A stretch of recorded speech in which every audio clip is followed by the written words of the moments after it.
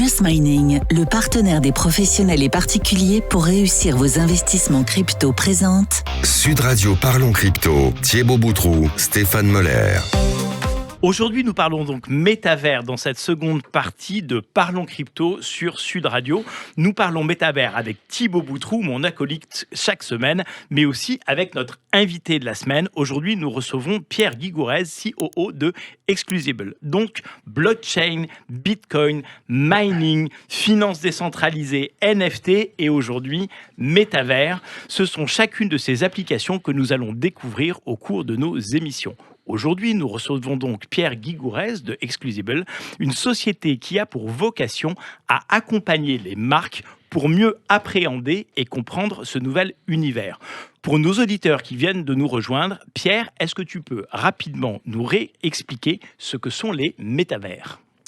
Oui, écoute, je pense que vous avez tous les deux apporté des éléments de définition et c'est intéressant parce que finalement, on voit bien dans les définitions que vous avez données que c'est très protéiforme. C'est très, très protéiforme. On peut dire que c'est un monde virtuel, on peut dire que c'est immersif, on peut dire que c'est la réalité virtuelle, c'est la réalité augmentée.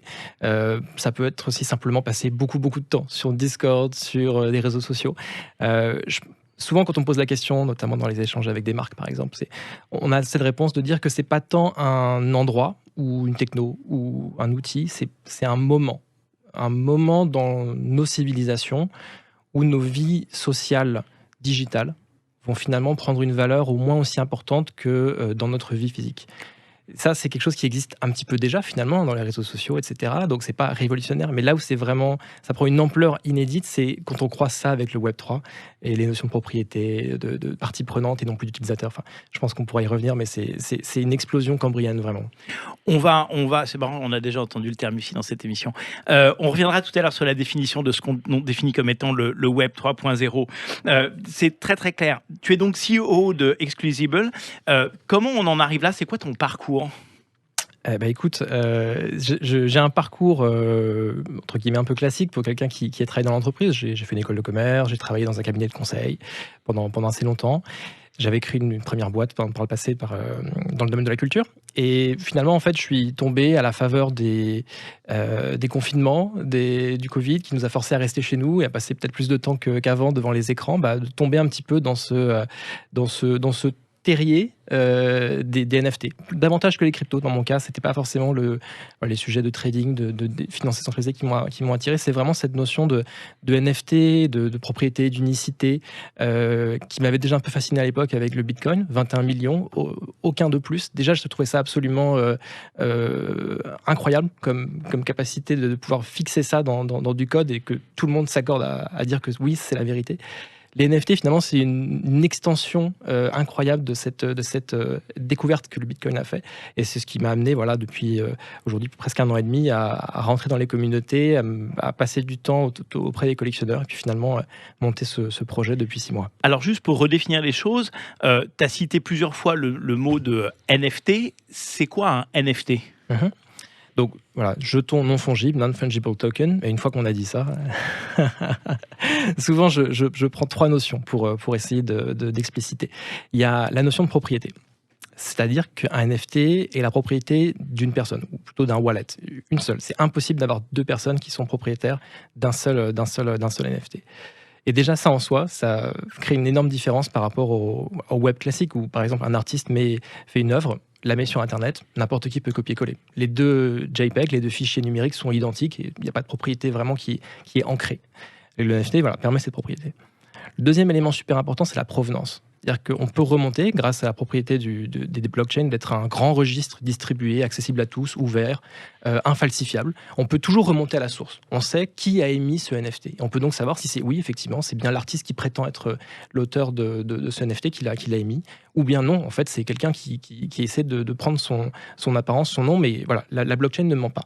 Donc provenance. Et dernièrement, c'est la notion de rareté, et c'est ce que je mentionnais avec les 21 millions du Bitcoin, c'est qu'un NFT peut, par les paramètres qu'on va rentrer dans le code, peut être limité à un seul, 10, 20, 30, à la faveur de l'artiste ou du créateur ou de la marque qui les a fait. Et c'est cette notion de rareté et cet engagement sur le fait qu'il n'y aura jamais plus de tant tokens de ce type-là qui en fait évidemment toute la valeur pour les collectionneurs. Et du coup, chez Exclusive, c'est quoi votre métier concrètement, si tu peux réexpliquer ce que c'est en quelques mots? Oui, bien sûr. Du coup, on aide vraiment les marques, et en particulier les marques du luxe, à faire leur premier pas dans le Web3, en fait, hein. On les accompagne dès le début des réflexions sur les concepts, sur le design, sur la réalisation, la production des assets graphiques ou vidéo ou audio qui vont composer ce NFT, jusqu'à le fait de coder des smart contracts et de le distribuer sur une plateforme. On a une communauté aujourd'hui qui est extrêmement active, une trentaine de milliers de personnes à peu près, des personnes qui possèdent aussi des tokens de notre collection Exclusible Alpha qui leur donnent le droit d'être les mieux placés pour pouvoir minter nos NFT. Donc c'est un petit peu de ça qu'on a constitué. Minter? Minter, tu as raison. J'ai petit anglicisme qui m'a échappé. Donc c'est l'acte vraiment de créer un NFT en interagissant avec un smart contract. D'accord. Alors en fait, effectivement, pour rebondir sur tout ça, il y a de plus en plus d'entreprises qui déclarent s'intéresser aux NFT, qui déclarent s'implanter dans les métavers. On les a cités, on va les reciter, Visa, Mastercard, Carrefour, Adidas, Nike. En fait, beaucoup de géants de ce monde commencent à s'implanter dans les métavers. Donc beaucoup d'annonces. C'est quoi? C'est uniquement... Quelle est leur motivation, en fait? Je pense qu'il y a plusieurs niveaux de motivation aujourd'hui. On en parlait avant l'émission. L'année 2021 a été une année de prise de conscience accélérée, incroyable du Web3 et du Metaverse. Donc, les marques sont un petit peu forcées de se positionner, ou moins d'explorer, d'expérimenter avec cette matière. Donc, il y a une part de curiosité pure, disons, en venant nous voir et en essayant de voir un peu qu'est-ce qu'on peut en faire. Néanmoins, je pense que parmi toutes ces marques qui essaient les choses, on en aura une grande proportion qui vont réaliser qu'en fait, c'est pas juste de la hype, c'est pas juste quelque chose comme ça qui est apparu en 2021, qui va disparaître aussi vite. C'est en fait un nouveau canal de distribution, c'est un nouveau canal d'expression, c'est un moyen de toucher une communauté différente de leur audience traditionnelle. Et puis si on pousse le trait jusqu'à la notion de métavers, c'est du fait que nos vies digitales vont prendre de plus en plus de valeur à nos yeux. Finalement, comment est-ce qu'on parle à ces personnes-là qui passent plus de temps dans le métavers que dans la vie physique? C'est absolument passionnant. En fait, ce que tu es en train de m'expliquer, c'est que demain, j'aurai 2 vies. Faut d'en avoir 7. Une vie dans un univers réel, où là, je vais rentrer dans une boutique, acheter des chaussures, qu'on a déjà citées, les mettre à mes pieds et pouvoir me promener dans la rue avec, mais que pour avoir une existence dans ces nouveaux réseaux sociaux, dans ces nouveaux métavers, il faudra que je puisse aller dans le même genre de boutique et que j'achète les mêmes genres de chaussures pour pouvoir les faire porter à mon avatar. Je vais devenir absolument complètement schizophrène. Ouais, c'est ça. Et moi, ce qui m'interroge, c'est aujourd'hui, toutes les marques veulent aller, elles se posent au moins toute la question, est-ce que je dois y aller? Oui, non, comment, pourquoi? Les marques qui viennent à toi aujourd'hui, elles sont à quel niveau d'éducation, de compréhension de ce phénomène? Est-ce que tu en as qui ont des idées bien précises? Est-ce que tu en as qui te disent ok, mon concurrent le fait, je dois le faire, ça doit se passer vite? Dans quel état elles sont en fait aujourd'hui, les marques et les entreprises de manière plus générale? C'est très hétérogène. Je pense que tu as bien résumé les différents types de situations qu'on rencontre. Effectivement, de marques qui, pour certaines, sont tout au début de leur réflexion et en pleine découverte, disons, avec quelques points de repère. Effectivement, souvent, c'est de la concurrence. Regardez, effectivement, telle marque sur laquelle qui est mon concurrent a fait quelque chose, donc qu'est-ce qu'on peut faire? Est-ce qu'on peut faire quelque chose de similaire, etc. Parfois, ça a du sens, parfois, ça n'en a pas. Et puis, des marques qui, à l'autre bout du spectre, vont être, au contraire, extrêmement matures, vont parfois avoir des fonctions dans leur organisation qui sont dédiées. Et on a des Head of Metaverse face à nous parfois, ce qui était absolument inimaginable il y a 6 mois. Head of NFTs, etc. Donc je pense que c'est un mouvement qui est encore à son début et ça va se structurer de plus en plus du côté des marques, je pense. Et tu en as beaucoup qui viennent et qui au départ sont plus dans une configuration où on doit le faire parce que tout le monde le fait et qui au final ont cette réflexion qui évolue au fur et à mesure qu'elles comprennent le phénomène, où elles restent sur leur idée de base de dire bon, faut juste y aller parce que là c'est la hype et il faut pas manquer ce virage là, où il y en a ils comprennent vraiment qu'il y a un truc qui change là en fait. Je pense qu'en fait, c'est-à-dire qu'il y a un petit peu de tout, mais je pense qu'in fine, la grande majorité des marques se retrouvent dans le deuxième cas de figure que tu as mentionné, c'est-à-dire qu'elles entrent effectivement, elles sont attirées par le métaverse, par exemple, par effectivement toute l'activité médiatique qu'il y a autour de ça. Et en fait, au fil des discussions et finalement du travail de pédagogie qu'on fait aussi de notre côté, de déconstruction de toutes ces notions, de réflexion sur des concepts concrets avec elles, d'apport aussi de notre expertise et de connaissances en tant que collectionneur. On est tous des fans de NFT dans l'équipe, on sait de quoi on parle, en fait, on a envie de créer des projets qu'on aimerait avoir dans nos collections, en fait, tout simplement. Finalement, c'est au fil de ces discussions-là que les marques peuvent aussi avoir ce moment, waouh, en fait, il y a beaucoup plus que quelques mots-clés qu'on retrouve dans la presse. En fait, c'est beaucoup plus riche et beaucoup plus prometteur aussi sur l'avenir. Qu'est-ce que je peux faire moi en tant que marque, finalement, elles peuvent se projeter beaucoup plus finalement après ces premiers rounds de discussion. C'est quoi l'économie du métavers? Qu'est-ce que ça coûte pour rentrer dans cet univers? Et indépendamment du bénéfice en termes d'image que je peux en sortir, qu'est-ce que je peux en tirer comme bénéfice économique? Est-ce que c'est chiffrable et quantifiable dès aujourd'hui? Si demain, mon entreprise, je veux la projeter dans les métavers, qu'est-ce que ça va me coûter et qu'est-ce que ça peut me rapporter? Alors aujourd'hui, finalement, le métaverse, si on venait vraiment dans les métaverses Web3, je laisse de côté la définition qui pourrait s'appliquer à des Fortnite, Roblox, etc. On n'a pas défini le Web3. Thibaut, en 2 phrases avant, parce que c'est une notion qui revient souvent dans notre discours, est-ce que tu peux nous définir ce que c'est le Web 3.0? En 2 mots, on va essayer. Pour faire de manière chronologique, ce sera peut-être plus simple à comprendre. Le Web 1, c'était la capacité à collecter de l'information, à lire de l'information sur le web. L'évolution du Web 2, ça a été la capacité à créer du contenu finalement sur ce web, avec notamment le développement des réseaux sociaux qui ont donné la parole aux gens, et aussi une centralisation qui s'est créée avec la collecte des datas par l'émergence des GAFA, etc. Et le Web 3, finalement, c'est un peu une évolution et un retour aux sources où on va remettre une décentralisation pour remettre en fait l'utilisateur au cœur du système. Et ça, c'est rendu possible notamment par cette notion de propriété, parce que les gens vont pouvoir de nouveau se réapproprier leurs données, savoir à qui les communiquent, comment ils les sécurisent, etc., etc. Donc pour moi, la définition du Web3 aujourd'hui, elle vient avec cette notion de propriété et de décentralisation. Après, on est encore en train de dessiner ce qu'est le Web3, donc c'est hyper difficile de donner une définition très précise qui rentre dans les... Excuse-moi Pierre de t'avoir interrompu, mais c'était important d'en passer par là. Donc revenons aux bénéfices économiques de métavers. Oui, effectivement. Donc le bénéfice concret pour une entreprise aujourd'hui, ça va être beaucoup un sujet de visibilité.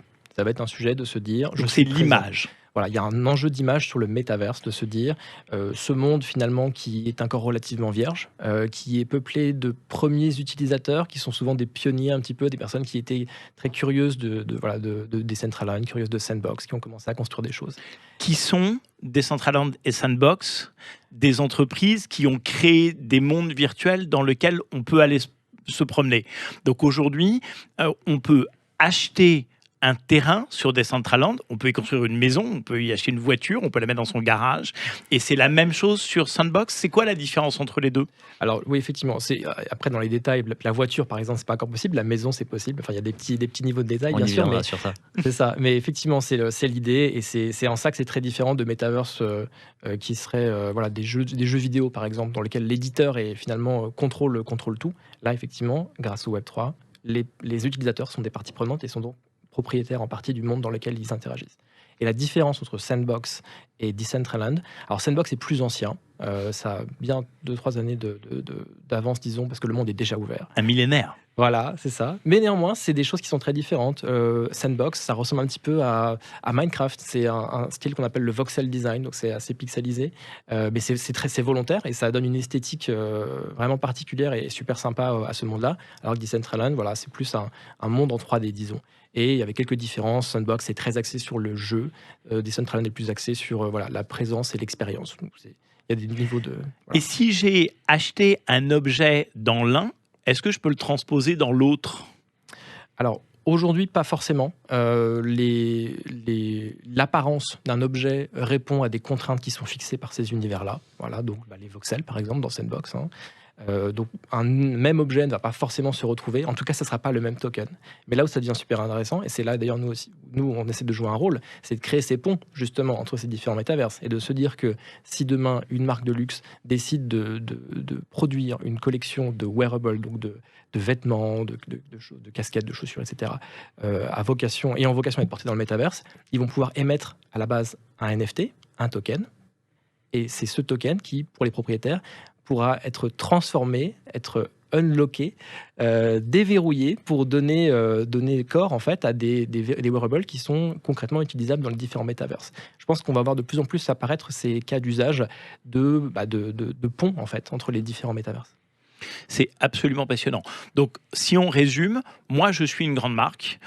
Je crée une collection d'objets qui est, que je vais pouvoir vendre dans les métaverses. Exclusable va s'occuper de définir ma collection, la créer, la mettre à disposition d'une communauté dans les métavers, et derrière, éventuellement, de s'occuper de faire des ponts entre ces différents métaverses pour que la projection que je fais de moi avec ces NFT dans les différents métaverses soit la plus homogène possible. C'est ça le boulot que vous faites aujourd'hui. C'est ça, c'est en grande partie ça. Après, il faut bien se dire que le NFT, c'est tellement versatile en fait comme objet que se dire que le NFT finalement doit servir à apparaître dans le metaverse, finalement c'est un cas d'usage. Le NFT, c'est déjà réducteur. En tout cas, c'est un cas d'usage qui est super intéressant, qui est d'ailleurs aujourd'hui assez marginal finalement. Le cas d'usage principal serait plutôt l'usage de la collection, de se dire que tu as un NFT qui a de la valeur en soi pour les raisons qu'on a évoquées, de propriété, d'unicité, de rareté, etc. Et l'intérêt, c'est de se dire, voilà, je possède ce NFT. Alors, ce que je comprends pas, c'est que moi, ce que je collectionne, mais ce que les enfants collectionnent, c'est les cartes Pokémon. Bon, donc demain, on pourrait parfaitement imaginer qu'il y ait des cartes Pokémon dans les métavers. Mais l'intérêt, il est de pouvoir les montrer, de les échanger.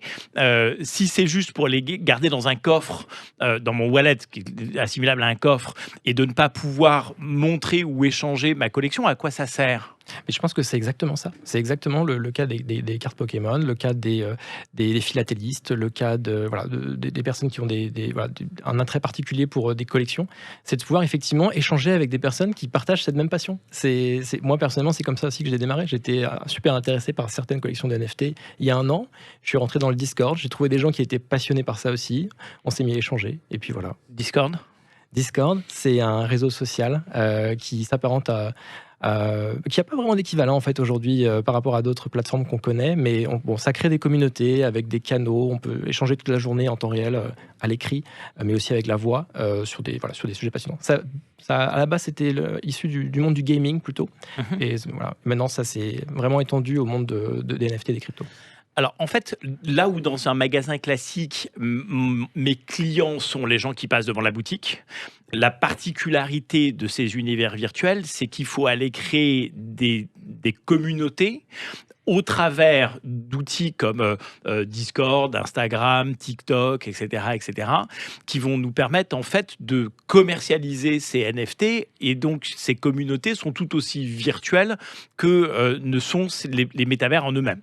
Ouais, je pense que tu pointes du doigt un sujet super important, notamment pour les marques qui ont, évidemment, elles ne sont pas du tout étrangères à notre marketing, elles savent très bien comment vendre leurs produits, mais elles savent le vendre à des audiences, à des publics qui ne sont pas les mêmes que ceux des NFT. Et donc, effectivement, ça passe sur Discord, ça passe sur Twitter, ça passe sur TikTok. C'est des façons de faire différentes. Et c'est aussi pour ça qu'on essaie de résoudre un problème pour eux. C'est comment on fait pour atteindre ces communautés. Il y a une notion de frontière aussi qui est intéressante là-dedans. C'est que, de par nature, le métaverse et tous ces univers-là n'ont pas de frontières et permettent de connecter aussi des gens qui vont être à l'autre bout du monde et qui ne pourraient pas forcément se rencontrer sur un point physique. Donc, ça donne une ouverture d'esprit et quelque chose de culturellement hyper intéressant. C'est absolument passionnant. C'est vraiment un nouvel univers qui s'offre à nous. Et comme on l'a déjà dit souvent, c'est une espèce de convergence entre nos rêves les plus fous et nos pires cauchemars. C'est-à-dire qu'on est en train de se projeter dans des univers virtuels. On s'imagine déjà vivre dans des scaphandres et rentrer en interaction à distance avec d'autres gens qui sont dans d'autres scaphandres loin de chez nous pour partager nos collections de NFT. C'est un peu caricatural, mais finalement, c'est vers ça qu'on se dirige, non ? Je pense que c'est pas un cauchemar. Moi, je suis pas hyper d'accord avec ça. Enfin, en fait, je comprends qu'on puisse avoir cette perception, mais si quelqu'un est plus à l'aise dans cette vie-là et dans cet univers-là, je vois pas où est le problème en fait. C'est une question de perception de chacun. On a des sensibilités différentes en fonction des choses. Il y a des gens qui seront très sensibles à ça et très intéressés, et ceux qui veulent rester uniquement dans le monde physique, ils pourront le faire, et inversement, ceux qui veulent être uniquement dans le monde digital, ils pourront aussi l'être. Et ça, il n'y a pas de code ou de bonne réponse à ça. C'était pas un jugement de valeur. Ah non, mais NFT, traçabilité des objets, gouvernance, économie des métavers, réattribution des richesses, tellement de thèmes à creuser pour nos prochaines émissions. Merci Pierre d'avoir accepté d'être notre invité dans Parlons Crypto. Merci de ta confiance. J'espère que nous aurons l'occasion de nous recevoir ici très bientôt. Merci Thibaut de nous accompagner de ton éclairage sur ces sujets qui sont de plus en plus passionnants, je trouve, au fil de nos émissions. On rentre dans les détails de ces économies. On se retrouve tous les deux la semaine prochaine. C'était Parlons Crypto sur Sud Radio. Retrouvez-nous chaque semaine sur l'antenne de Sud. Ici, nous essayons de comprendre comment et pourquoi tous ces projets de crypto vont changer notre monde. En attendant, vous pouvez retrouver Parlons Crypto en podcast sur le site de Sud Radio et évidemment sur les chaînes YouTube de Sud Radio et de Parlons Crypto, auxquelles vous n'oublierez pas de vous abonner. À la semaine prochaine Thibaut. à bientôt. Sud Radio Parlons Crypto, Thibaut Boutroux, Stéphane Moller. Avec Just Mining, le partenaire des professionnels et particuliers pour réussir vos investissements crypto.